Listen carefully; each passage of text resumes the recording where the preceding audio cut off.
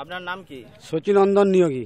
আপনাদের গ্রামের নাম? গ্রামের নাম গোপীনাথপুর। গোপীনাথপুর। আপনি কত বছর গোদাবরী গোল্ড ব্যবহার করছেন? গোদাবরী গোল্ড আমরা ব্যবহার করছি আজ 3 বছর। এর আগে কি ব্যবহার করতেন? গোবর সারের পরিস্থিতি ব্যবহার করতাম, গোবর সার ব্যবহার করতেন।